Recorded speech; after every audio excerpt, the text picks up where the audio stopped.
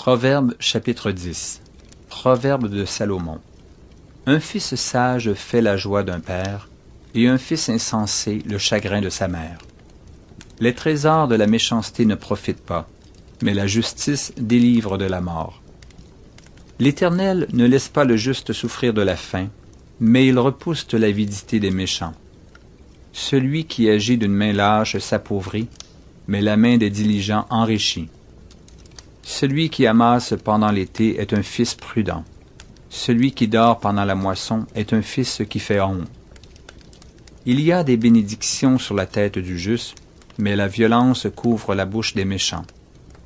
La mémoire du juste est en bénédiction, mais le nom des méchants tombe en pourriture. Celui qui est sage de cœur reçoit les préceptes, mais celui qui est insensé des lèvres court à sa perte. Celui qui marche dans l'intégrité marche avec assurance, mais celui qui prend des voies tortueuses sera découvert. Celui qui cligne des yeux est une cause de chagrin, et celui qui est insensé des lèvres court à sa perte. La bouche du juste est une source de vie, mais la violence couvre la bouche des méchants. La haine excite des querelles, mais l'amour couvre toutes les fautes. Sur les lèvres de l'homme intelligent se trouve la sagesse, mais la verge est pour le dos de celui qui est dépourvu de sens. Les sages tiennent la science en réserve, mais la bouche de l'insensé est une ruine prochaine.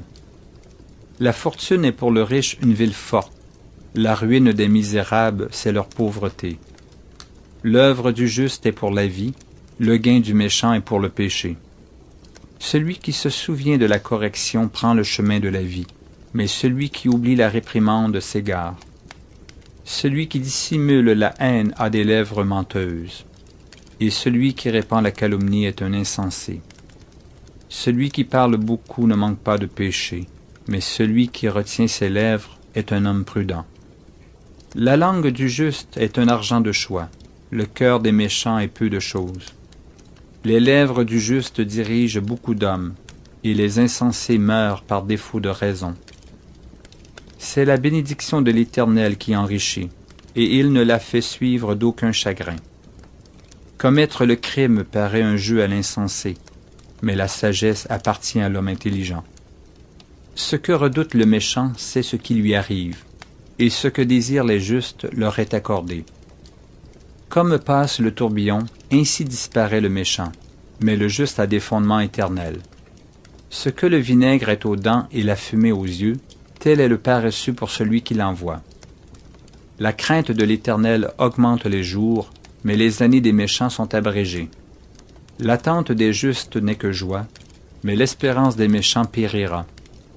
La voie de l'Éternel est un rempart pour l'intégrité, mais elle est une ruine pour ceux qui font le mal. Le juste ne chancelera jamais, mais les méchants n'habiteront pas le pays. La bouche du juste produit la sagesse, mais la langue perverse sera retranchée. Les lèvres du juste connaissent la grâce, et la bouche des méchants la perversité.